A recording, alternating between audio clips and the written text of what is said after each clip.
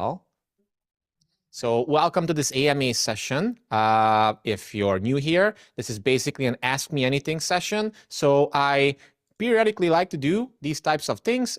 It's a free call in which people from my audience join us, and I'm going to be here for an hour. And you can bring copy for me to critique. You can ask me questions regarding anything marketing related, business related, copywriting, funnel messaging related. Even if you don't know what you don't know, you can still just listen in or ask a question or just help get ask some help to get unstuck or to get started in the first place. And you don't necessarily have to raise your hand. You don't necessarily have to ask me anything. It's fine. You don't even have to turn on your camera if you don't want to. The idea here is to just just spend an hour together trying to do mini hot seats, figuring out effective ways to solve your problems and to overall give you some value. So with that being said, whatever you like, if there's a problem that you're struggling with, if there's a specific thing you'd like me to take a closer look at, just raise your hand or leave a comment in the chat and we can jump into it right away. So who wants to go first? And don't be shy. I don't bite. I'm a very gentle copy critiquer, by the way. So there's no need to be afraid. Ava, yes, nice to see you. Hi.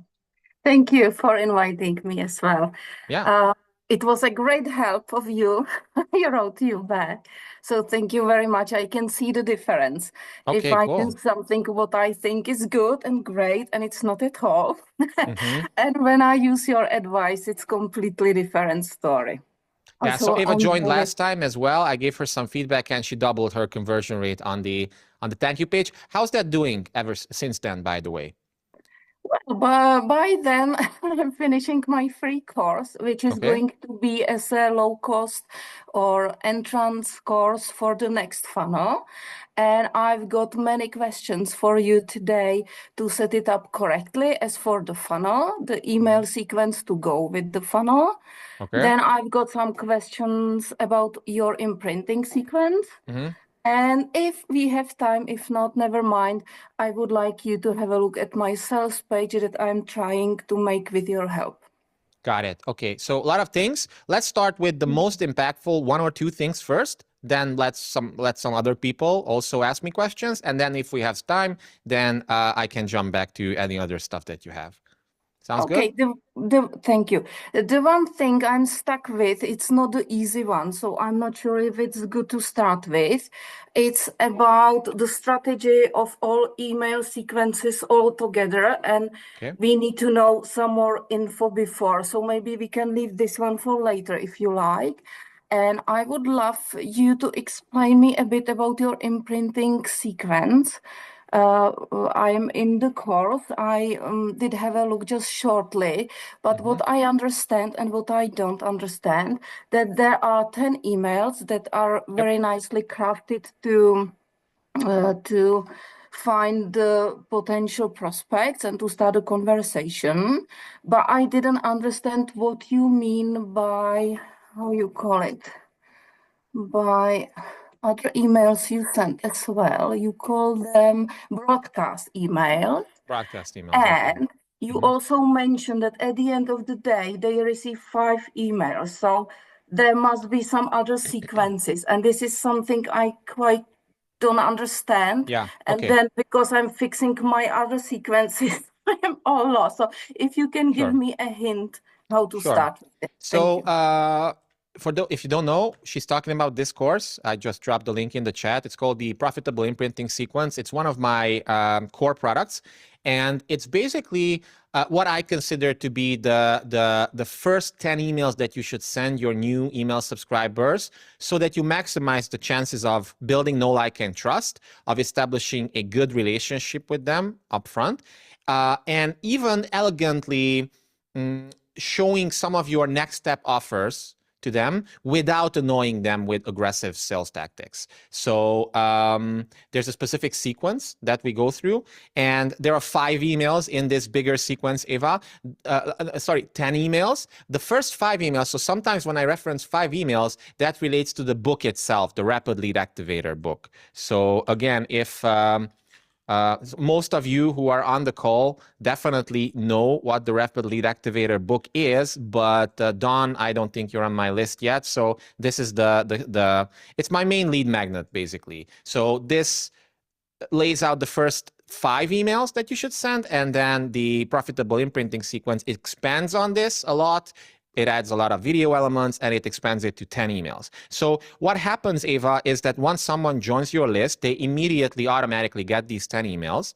And then once that finishes, they get added to your broadcast list. When I say broadcast list, I mean people who will receive your real-time topical emails as well. So when they join, it doesn't really make sense to send them your typical emails that you write in real time, preferably like every week or every day in my case, because you don't want to overwhelm them, and you want to make sure that you have a specifically designed sequence that warms them up.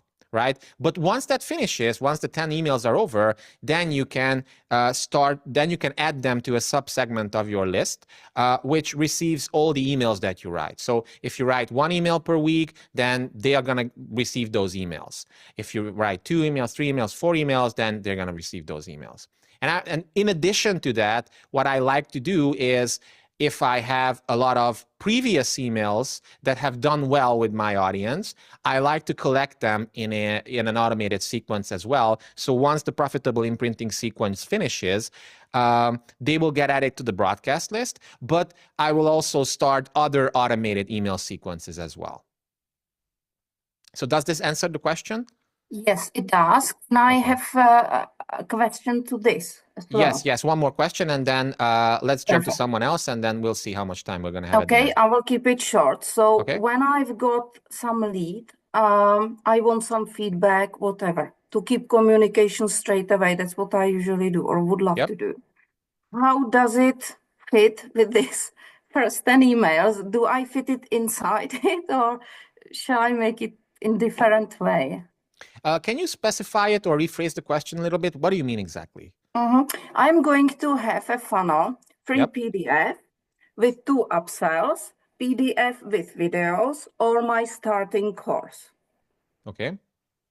And they joined with this lead. So I would tend to send them something like value, introduction, value, feedback, whatever. How do I mingle it with this first 5 or 10 emails? Got it. So how do you plug your offer, your premium offer, into the imprinting sequence, right? So how do you sell the stuff that you want them to buy while also sending out this warm-up sequence, essentially? Well, yeah, I'm confused in how to work with email sequence in the funnel. Yeah, okay. Also using all your emails, which are... Yeah. So what I usually like to do is that once people join your free lead magnet, they get added to a so-called priming page, which is a fancier thank you page, because I don't like the term thank you page, because you don't just want to thank people once they signed up. Why not also get them deeper into your world? There are multiple strategies that you can use here, but one of them is to give them, I wouldn't call it upsell, but a next step offer, something that logically makes sense for them, and or a handshake offer, or something that starts to build the relationship a bit more, while also preferably helping you recoup some of your ad costs. So you make that offer on the priming page, but a lot of people will obviously not convert there, but you can also mention this in your imprinting sequence later on, either as a PS offer at the end. So you still send out the email, because I think, strategically speaking, building the relationship with them early on is more important than trying to sell them something early on, because that's the point. That's the point. But that doesn't mean that you can't send it. It's just you don't want to aggressively hammer them early on, right? It's much more important to make that great first impression and maybe even get them to reply in some other way. However, what you can do, and what I do, for example, is that I still mention that first offer on my thank you page for 4 days in my imprinting sequence emails at the end. So I do my thing, that the system is designed to do. And at the end, I say, by the way, and then I make the specific offer. And in addition to this, I don't necessarily recommend this to everyone, but in addition to this, I also send out a parallel sequence for 4 days once they subscribe. That's more of a, it's an elegant, but a more sales-centric sequence there. So that's how I handle that. Okay, okay. I will have some more questions later. Yeah. Okay, okay. Thank you so far. So I hope that makes sense, Eva. It's a great question, by the way. So thank you. Awesome. So what else do we have here? I'm here, so don't be shy. Feel free to ask away anything. You can also drop specific Google Doc links in the chat, and I can critique copy, emails, sales pages, whatever.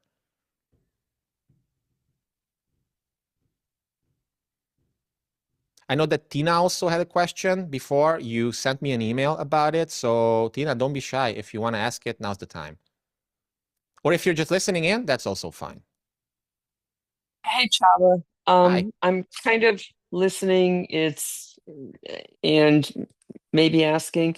I'm starting a new welcome sequence Yep. for a writing offer, but I also have this almost dead list, and I want to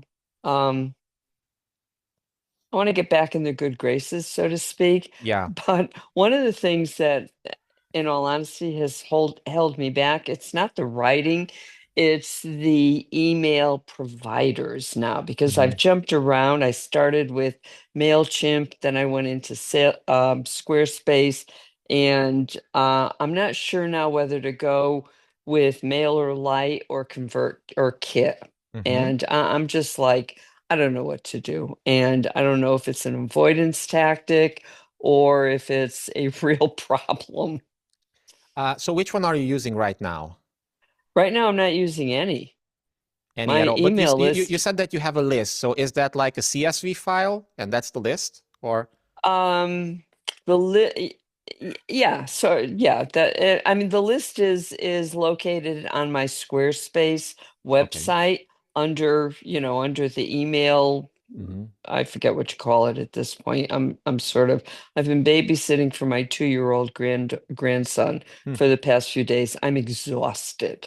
So, I can't think straight. But aside from that, I do have the CSV list in that the CSV file, but I also have a really long list. I have no idea where it came from, but it's a LinkedIn list. And it's like, oh my God, what do I do with this? Because I'm not even sure if people joined my list or if I somehow got it. And approximately how many people are we talking about here? We're talking about a few hundred. Okay, definitely. well, that's not a big number. No. Okay, so Under 1,000. Yeah, okay. So it would be nice to know who are the people who opted in, who specifically wanted to receive info from you at some point, and who are the people who are from a LinkedIn list or who are just a list that you got your hands on. Because what's happening right now, nowadays, is all the mailbox providers like Google and Yahoo and Hotmail and Outlook, they're much more strict regarding email rules. And they made a lot of changes last year so that if you qualify as a bulk sender, well, with maybe a few hundred email addresses, you might not qualify like that. But still, what happens is that you have to be really, really mindful of your email reputation score and your email deliverability score. So one of the worst things you could do in this case is to just go to Kit, for example, upload your list there, and suddenly start to email everybody daily or 3 times per week. I wouldn't do that anyway. No, that's not recommended at all. what I would do in this case, and I actually did a training about this 2 weeks ago to my client studio, which is like a group implementation program I have with a few people. It's called Front End Freedom. A few of you might have seen it already, but I did a training about this to them, and I'm gonna launch that in like 1 or 2 weeks to my main list. But the TLDR of that is, if you have a lead magnet, if you have something that is appealing and has a great offer to audience match to the ideal client avatar that you want to target, which may or may not be on this list. Hopefully there are some people like most that. of them are, yeah. That's good. So like there's big difference between lists. Sometimes a 100-person list can be very powerful, but sometimes it's just some freebie seekers that you got from a giveaway. That's why participating in all these affiliate giveaway contests sounds good on paper, but you're gonna get so many bad leads. It's often not worth it. So what I would do in that case is I would try to find a lead magnet that's really appealing to this smaller segment, your ideal segment. I would try to polish it up a little bit so that it has a big idea. And you come from the world of copywriting, Tina, you know big ideas and what they are. It's basically a way to position it as something different and superior compared to anything else your leads have seen before. And I would try to send like 3 emails. In this course that I mentioned, I covered 5 emails, but in your case, probably 3 is more than enough. Very conversational emails to try to see who responds to that, who replies, and whoever replies, I would manually send the link to that lead magnet. Right. That's a good point, because I can do that with, I have 2 lists. I have a really large list that's a little less than 1,000, and then I have a smaller boutique, so to speak, list that's about 100 and something. And those people specifically signed up for memoir writing. And I could do what I could go manually and do individual individual emails once I do a blast to them. I mean, I'm not saying you should send the first email manually. You should still send it out No. from your email service provider, but manually reply. And what that first email would say would be something like, "Hey, I know it's been a while, but better late than never, right? Here's the thing. I recently updated or created this insert lead magnet name, then insert the primary promise. So I recently uploaded a new booklet on how to get what you really want without the things that you don't want, even if you've tried stuff like this before. It's the same thing that my clients are using to generate all these results. Would you like me to send you a copy?" That's it. That's the email. Yeah, that's you don't even include a link, yeah. because that might also trigger certain spam filters at this stage, since you have a cold list. And let's see how many people respond. Whoever replies, you can send back the link, and you can also ask another question like, "Oh, cool. So thanks for your response. Here's the file, by the way," and then try to move the conversation further on. And who knows, you might even book a few calls from this, or learn certain customer research related stuff about your audience, or maybe like recommend them a specific product if you have some of those. Yeah. That's what I I've got probably offerings. use. Yeah. All right. Thanks. That's awesome. You've given me a new way to look at it, which I really appreciate. Sure, you're welcome. And one more thing added to this. Sure. You have a choice to, like, whoever replies, you can tag them later on if you want in some way, like manually tag them in your email service provider, because there's not going to be that many responses out of a list of a few hundred people, like a few dozen. Because the reality is the list is that for a reason. Like, it is what it is. But then you can also try click-based things. And in that case, you have the choice to either tag people who click the link automatically. Most email service providers definitely do this already. And then automatically send out basically what you could do is once people clicks on that, then you automatically send out the imprinting sequence that we mentioned, or the first 5 emails of the imprinting sequence from the Rapid Lead Activator book. And that's one option. The other option would be to make them opt in again. That's the safest option. So they click, They get Yeah. they get sent to a specific landing page. They have to opt in again, and then they get the imprinting sequence. Okay, that makes sense. And I like the different points of view. So I have a lot that I can work with. I appreciate this. Cool. Awesome. Good to hear Thanks. that. Yeah, you're welcome. Good to see you. Saba. Good morning, Jose. Yep. I sent you 2 emails. If you have time, could you take a quick look? You sent me 2 emails regarding what exactly? One is an email that I sent out. The subject line says construction. I'm trying to use the system you pulled out of Book of Secrets. Oh, you are the mass real estate. I had no idea what that was, actually. And the other one is my welcome letter. And okay. After getting your RLA, it seems like I should take my welcome letter out and shoot it. What was that exactly? Because your internet cut out for a second. Oh, the first one, subject line construction, is an email I send out weekly, but I used the format of Book of Secrets. You know, title, fantastic, call to action. Mm-hmm. And the other is the standard welcome email that my system sends out currently. Mm-hmm. And after looking at your RLA book, I should take my welcome letter out back and shoot it. Yeah, okay, so let me share my screen here for a minute just so I can make sure we're on the same page. So this is the email that we're talking about, right? I can't see it, but if it says construction in the subject line, that's it. Well, it says multiple things. I just shared my screen, so you should be able to see it. Anybody else? Can you see my screen? Okay, Don says yes. So I'm guessing it says welcome to mass real estate. Yes. Okay, so is this your welcome sequence that I see here? Your welcome email? Yes.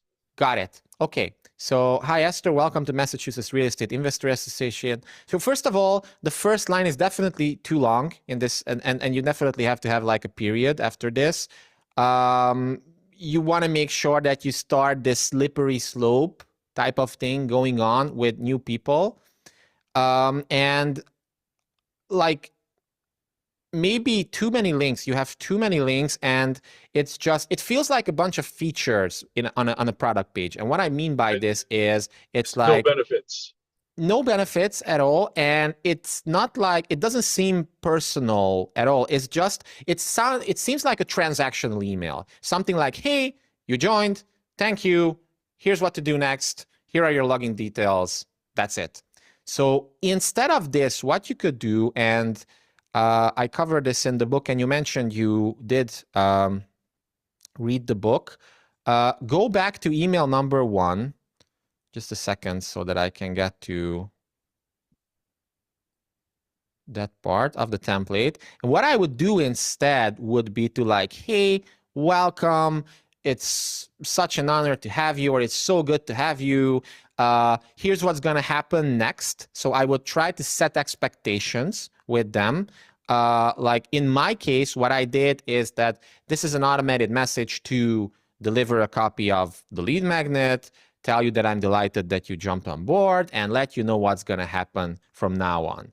Then what I would do is I would do like a 2-3 paragraph introduction, because one of the first objections that people have, one of the first questions that they ask you is, okay, but who are you and why should I trust you? So you should introduce yourself very briefly. Hi, I'm, blah, blah, blah. This is what I help with. And now that you joined, here's what you can expect from me each week if you decide to welcome me in your inbox. And then you could add bullets or fascinations. Then you could add more benefit-driven bullets of the things that they're gonna discover. So make sure to highlight certain things that they actually want. So in your case, I don't know exactly what you help people with, but you can definitely plug in a few high-level benefits of what they want. Help you sell your house faster, help you find the right house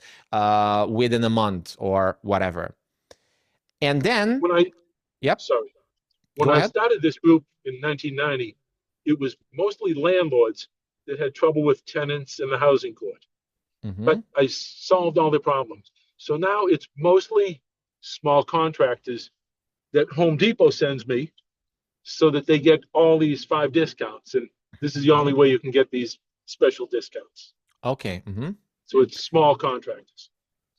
Okay, got it. So so if I understand correctly, these types of this is very important to mention this part because that's why they're here. So this is the main value of why they subscribed, right? These links. Yes. Got it.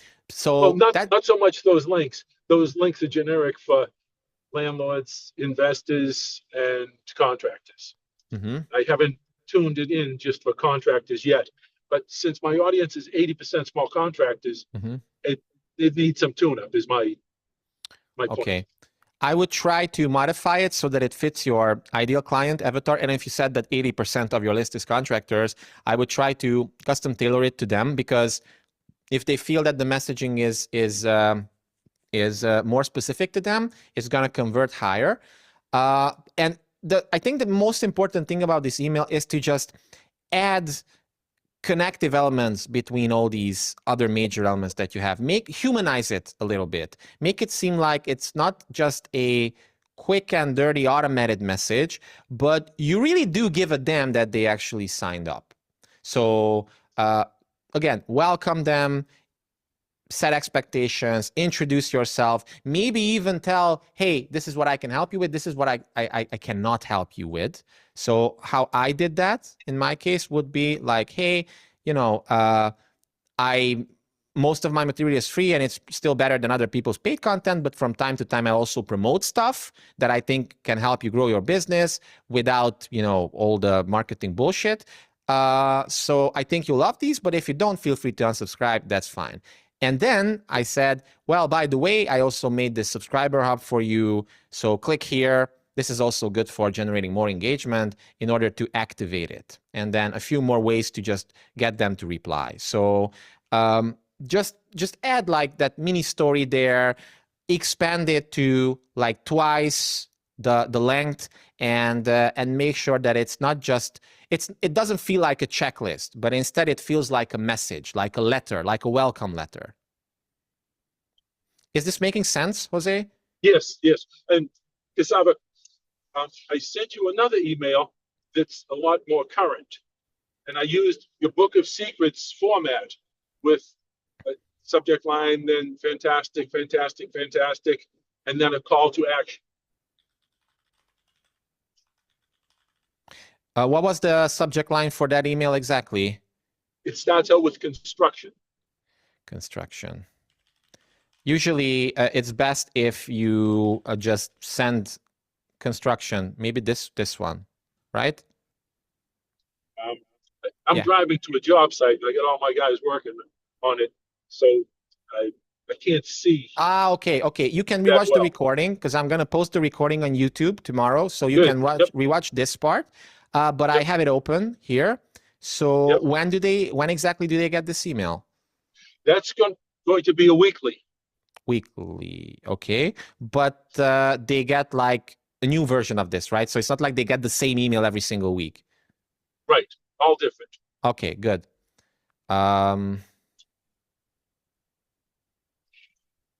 Construction, March, focus, paint, and kitchens. I don't think you need this headline here in the email. Like, it seems like it's part of the subject line. I don't think you need it. You just get to the point. Like, want to use a higher quality paint and upgrade your Lego cabinets?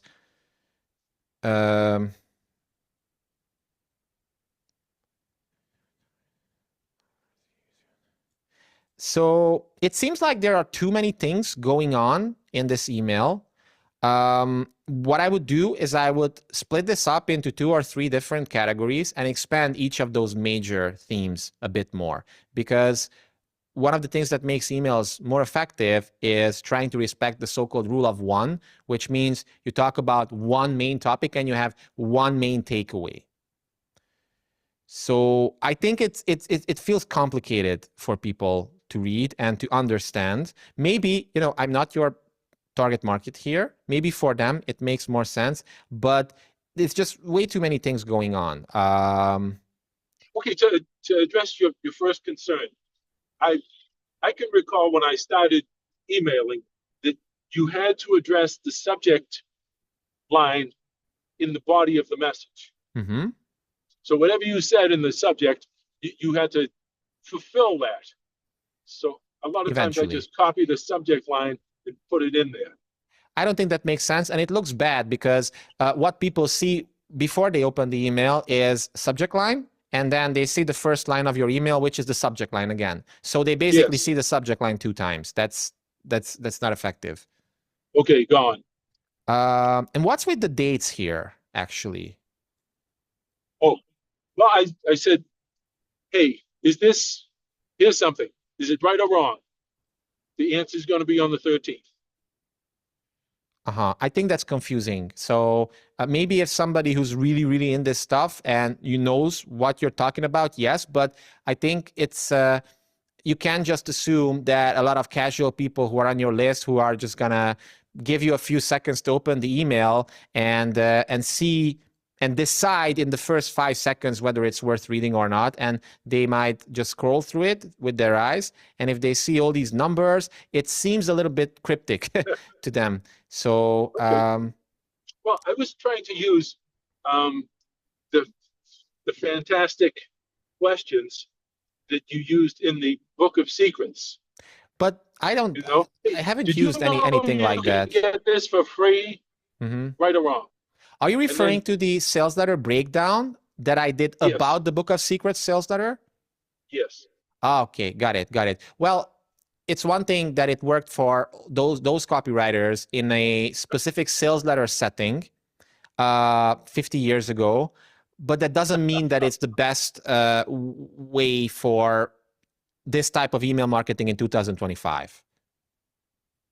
Okay. Right? So what I would do again is I would just rewrite the whole thing. I'm not saying you should throw this out. If it works, if people engage with it, good. But what I would do is I would rewrite the same email and again try to make it as a letter, like a 1-page letter in a way. And what's the thing that you're selling here essentially?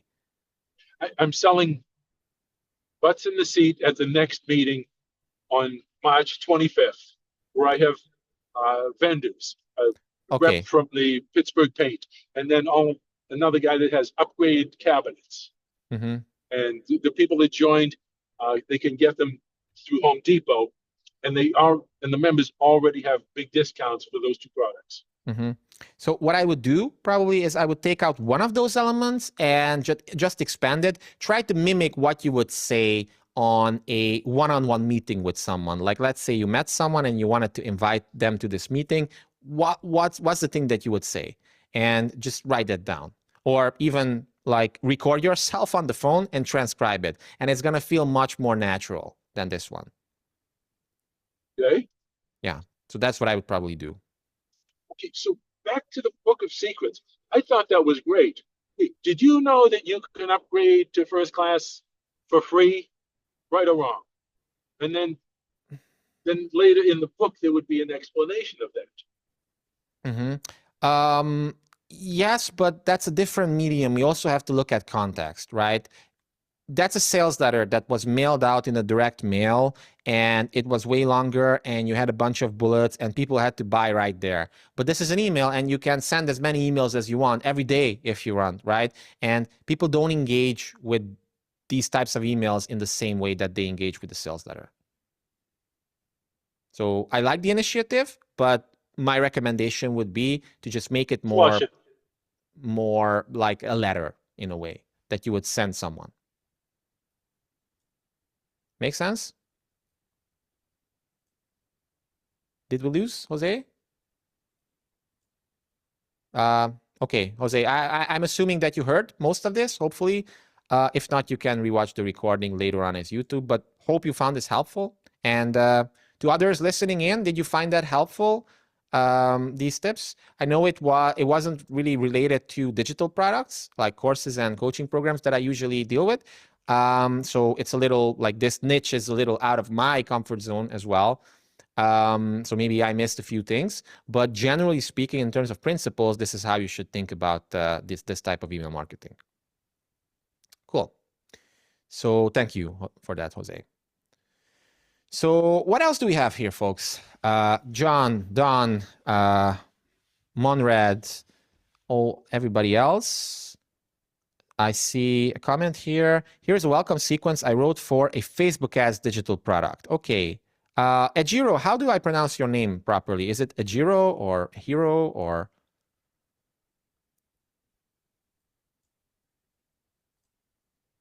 It's going. Hey, so how do I pronounce the name properly?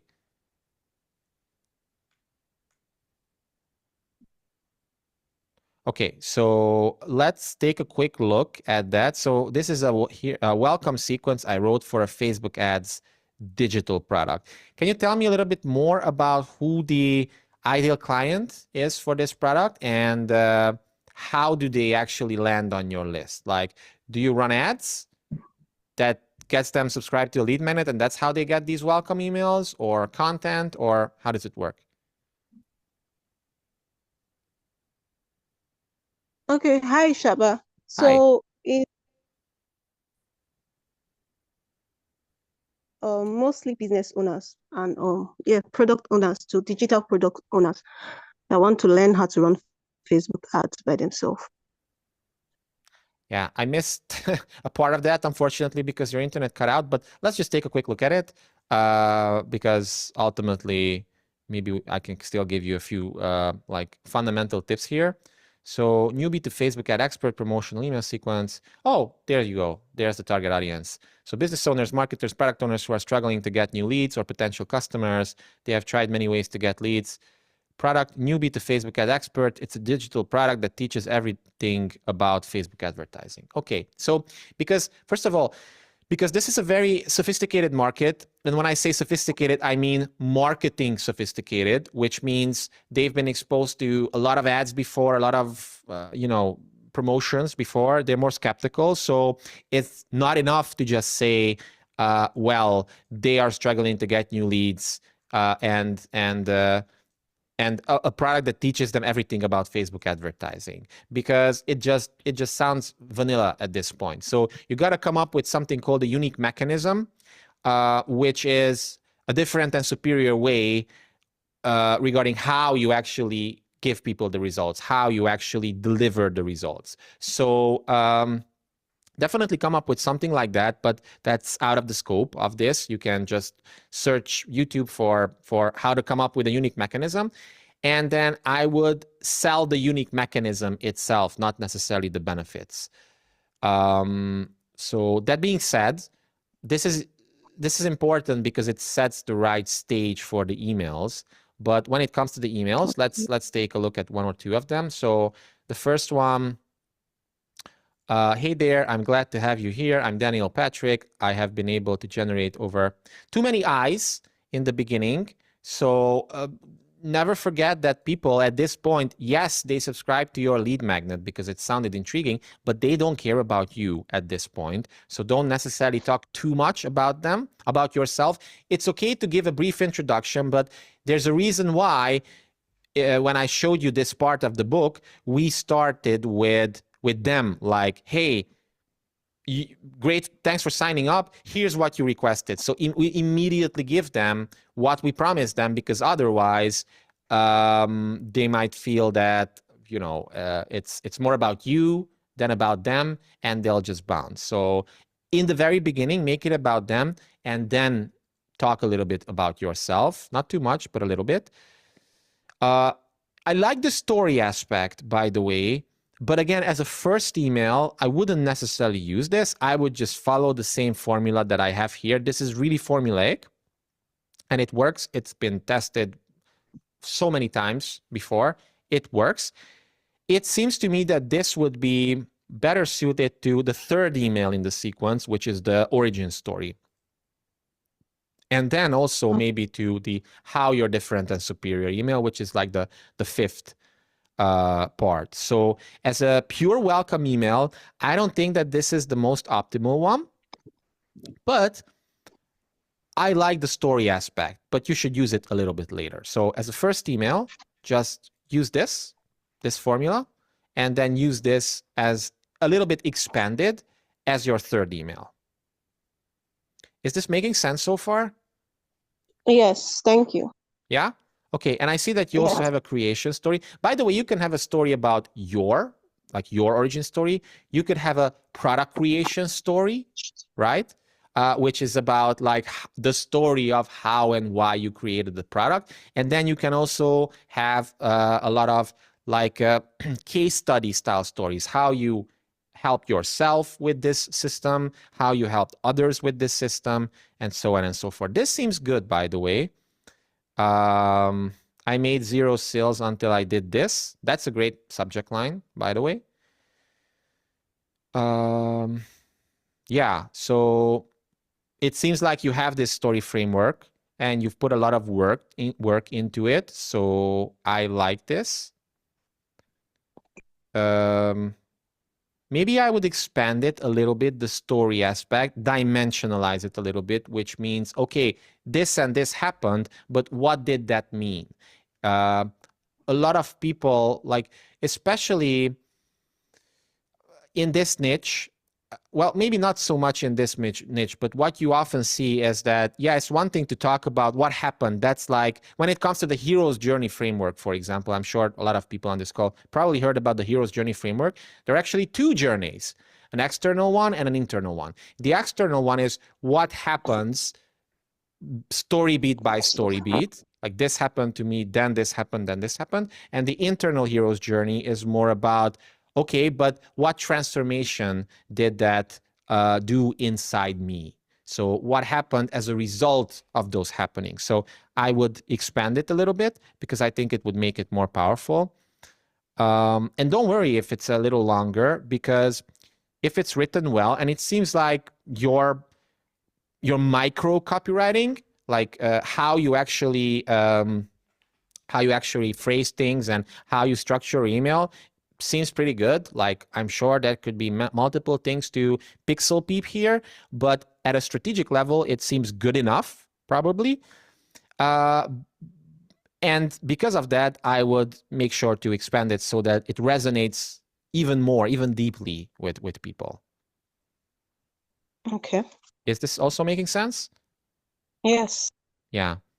So I like how you actually construct your emails. This one as well. You have a bunch of quotes in the beginning. Then you have screenshots. Then you have a lot of specifics and case studies. Then another screenshot. Although I would be a little bit careful using too many screenshots in emails because, again, it makes sense in terms of the message, but in terms of email deliverability, it can be a detriment. Because first of all, like if a lot of people are using Apple Mail, for example, that oftentimes like automatically blocks images. So not only will these images not load, sometimes the tracking pixel itself that tracks opens also won't load. So you got to be careful about this, and also how big the email become because of all these images. What you could also do is just use one screenshot and then just use quotes for whatever you have in the screenshot. Okay. Or what you could do is tell the same thing and then get them to click on a page on your website which has all these screenshots. So a web page is much better to host all these images versus the email itself. The email should be used to get people to click something and get away from the email or to reply. Make sense? Yes. Yeah. So yeah, all in all, like we don't have time to go through everything, but yeah, it's good. I like it. At a general, first glance, it seems good enough. I don't necessarily think that the copy is going to be your biggest limiting factor here, because ultimately conversions depends on three big things. The first is the audience. Like where are you getting people from? Do they have a burning desire? Does your stuff solve or fix this burning desire or address it? Is it a starving crowd? The more it's a starving crowd, the better. And that accounts for like 40 to 45% of the total success of your entire campaign. Then is the offer itself, like how appealing the offer is, how good the offer audience match is between the offer and the audience, and only the last 20% is the copy itself. It's still very important, yes, but if you have a starving crowd and if you have a good product, that alone is much more powerful than trying to like wordsmith your way to conversions. But based on what I've seen so far, I don't think that this is the lowest hanging fruit here. So I think the copy is good enough. Okay, I actually wrote this for a client. Mm-hmm.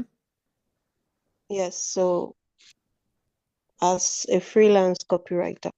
Okay, cool. Really good. Really good. Good job. Great. So thank you for sharing that. Hope that was helpful. Thank you very much. Yeah. So what else do we have? John, I see that you posted something. What are you doing, Zazaba? How do you pronounce your name? It's Chaba. It's you pronounce it like Jabba the Hutt from Star Wars, but instead of J, you say Ch, so Chaba. Chaba. Yes. Okay. So Spanish. can you give me some quick context? What is this exactly? Okay, so this is we do learning interventions for kids with reading difficulties, Mm-hmm. and this is a form of a learning difficulty. It's very niche,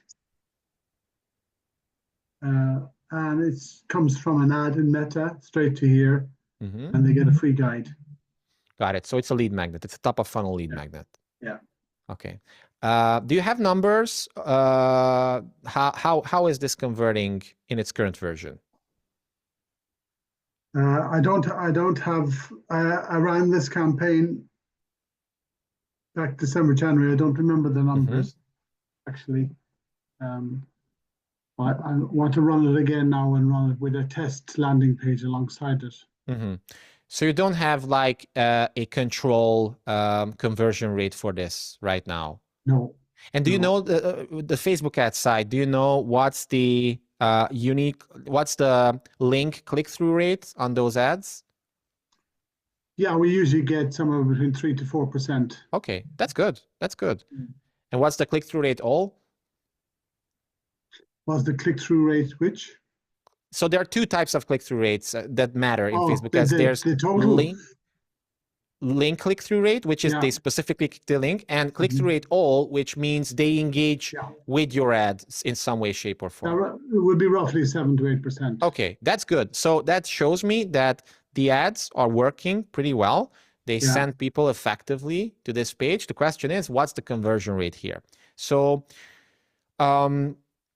I like the I'm a big fan of short form landing pages because I believe that it's better to give them a longer form ad or just pre-suade them a little bit before they land on this page.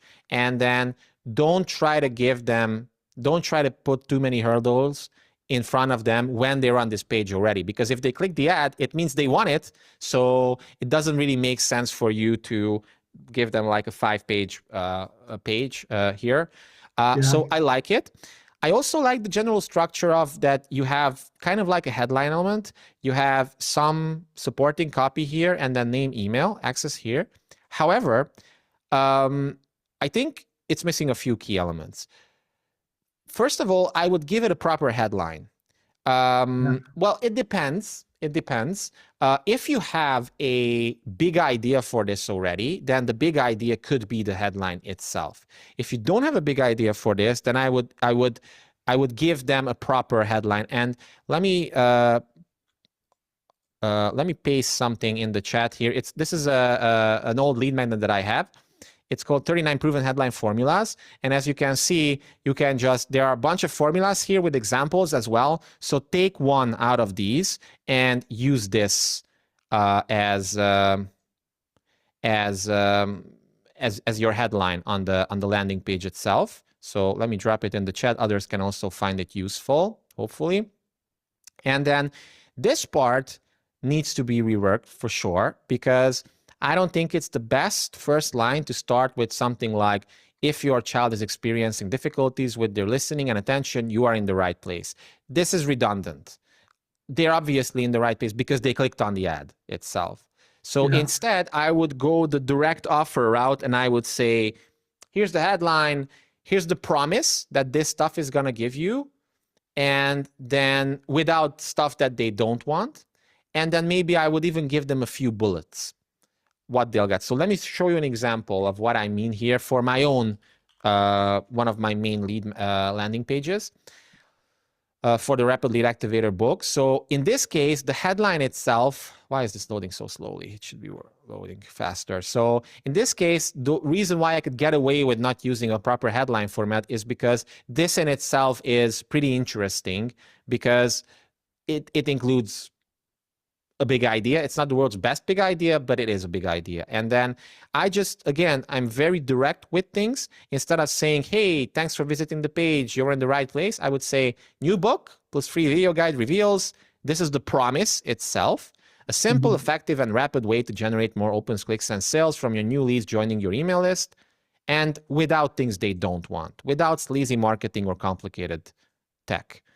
Here they can already sign up, and it's really important to make sure that this is above the fold, so they don't have to scroll to it for it, even on mobile. So it's more important to have this opt-in element above the fold versus the image itself. If the image was first, this would be pushed back and people would have to scroll in order to sign up.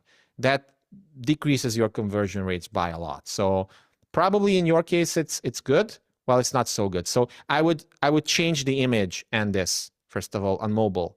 And you're going to get most of your traffic on mobile anyway. So how do you mean change the image? The ordering, like put the image after the opt-in box here. Okay. So that usually you don't know when I do the web page which comes first. But I would just simply reverse it there, right? And exactly. So this is probably like a column element or something, and just reverse it. Make it so that this opt-in element, the name and email, comes before the image, because they don't have to scroll for it. Like, you're immediately losing like 20% of people, even more, because they land on this page. This is what they see on mobile, and it's like, oh, cool, whatever. But if they see this, then they're much more likely to sign up. So this is like a very quick little conversion tweak there. And I would reword, like rephrase the whole thing. So this is like a checklist for parents, the auditory processing disorder. So what's the main benefit that people get when they get this checklist? They understand the difficulties the child is having. And secondly, they can take action based on that knowledge. Okay, so in that case, I would say something like free checklist for parents reveals the quickest, most effective, and painless way to discover if your child has any hearing disorders, and how to, well, it's probably not how to fix it, because it's not so easy to fix it, and what to do about it in case your kid has something like that. Without any painful interventions, scary experiences for the child. Again, I'm just kind of making up things. I'm not familiar with this market or the specific messaging for this market, but that's what you're trying to do here. Big promise without the things that they don't want, and then some sort of call to action. Enter your name and email address below to get instant access. Yeah. Then you have this. And maybe what you could also add after this part, well, first of all, I would definitely add some extra white space between the opt-in box and this, because it's too close and this doesn't really serve the conversion. This is just there for compliance reasons. But then you could add some bullets. And we don't have time right now to go deeper into bullets and how to make good ones, but I'll post this page that I'm looking at right now in the chat, and you can check it out later, and you can model yours after this if you want. Great. Maybe you could use 3 to 5. And the TLDR is that you want to build curiosity and desire for whatever you have in this checklist. So here's just a glimpse of what you'll discover inside, the easiest way to diagnose the top 3 most common hearing disorders, and how not to make sure you have a false positive. That's like one version, for example. How to, you know, blah, blah, blah, blah, blah. What most doctors won't tell you when it comes to hearing disorders, parentheses, hint, it has nothing to do with blah, blah, blah, something that, you know, they think is the problem. You can also try to shift some of their beliefs in these bullets, and so on and so forth. Yeah. So is this making sense? Yeah, terrific. Thanks. Yeah. Perfect. And then you could also add a few like social proof elements at the end if you want. Yeah. But this is optional. Great. Yeah, no, I'll try that. Thank you very much. Cool. Awesome. So thanks for sharing that, John. So maybe we have time for one more rapid fire question. But it seems like our time is up soon. So if you have any other last minute question that I can potentially answer for you, then feel free. Okay, Eva. Yeah. Yes.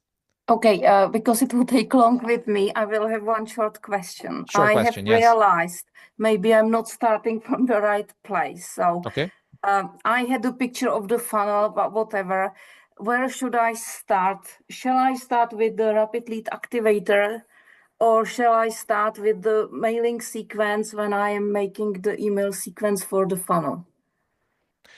I think those are the same things. So again, the Rapid Lead Activator is just the book, which includes the first 5 emails, and the profitable imprinting sequence that you have already is the more expanded 10 email version of the sequence. Okay. So definitely start with the course and just follow instructions and build out your 10-part thing and plug it into your email system, because you are generating leads already.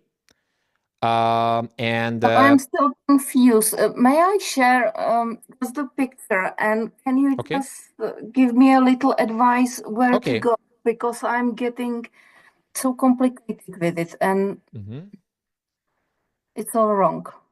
Okay, give me a sec. Can you see the picture now? Yep. So I've got a free PDF. Yes. I've got upsells, which will be the thank you page for upsell with the video, as you told me last time. And they will choose either better version of the PDF with videos, or they will go to the starter course. Okay. And this we don't need to talk about. And I want an email sequence to go with from the beginning with them. So you want some connection, some expectation, some feedback, and I don't know how to put it together with the ideas with the imprinting sequence, really. But we talked about this before in the first part of this call. So just follow the imprinting sequence. Just follow the instructions for that. And then what you do is that you plug in these offers. Upsell number 1 for 4 days. You also promote that at the end of the imprinting sequence emails. And you can optionally also add like another 4-part sequence for the first 4 days in which you promote upsell number 1 in a bit more direct way. But okay, so I can keep it separate as well. Yes, you can. More and details. Then in the second half of the imprinting sequence, like let's say the last 4 emails, you can promote upsell too, but don't make the emails primarily about it. Make it so that it's a PS style offer. It's a, hey, by the way, if you want to take the extra step, if you need more in-depth help with this. Yeah. So it's kind of like an invitation for a more in-depth way to solve the problem that you also talked about in the email itself. Okay, I see. That's the point, because I was Mm-hmm. confused, because I wanted to follow the upsell, which would help them to do something, but then I want different content as you talk about. So yeah, now I think it's clear. So I should be okay with your sequence to do it this way. And I would wait with the more specific sales sequences, because again, you can mention these offers and soft sell them in the imprinting sequence. But after that finishes in 10 days, you built a lot of relationships with them. Why not do a more dedicated sales-ish type of sequence later? You don't have to combine everything all at once. Time is on your side, and most people won't buy in the first 10 days anyway, Yeah, because of course. most Yeah, of people just course. buy later. That's how it's, but you can still seed the idea of the course itself. Yes, and then thank you so much. Then I was getting lost, like in my thinking, complicated and wrong. That's why I'm here. I was thinking, like, if they don't buy upsell, I should say this. If they do, I've got this in-course sequence. Okay, in-course sequence is separate to whatever it goes. How do you deal with they upgraded upsell or they didn't? How do you talk to them? Is it That's a more separate or is it the complicated same? problem, unfortunately. So we don't have the space right now to answer that for you. That's a more complicated question because it depends on a lot of different things. But do the imprinting sequence first and then plug in your offers in a not so aggressive way. And that should be fine. Okay, thank you so much. Yeah, Thank you very much. You're welcome. Cool. So awesome. So that's it, folks. Hope you found this helpful.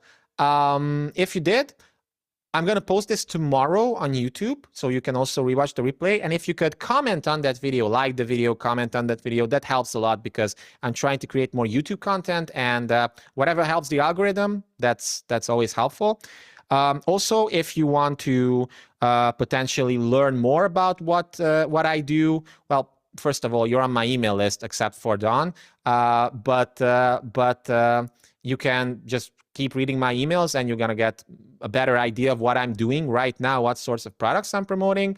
And if you want more high touch access to me, I have a group implementation program called Front End Freedom. You've probably seen that already. If not, there's the link in the chat.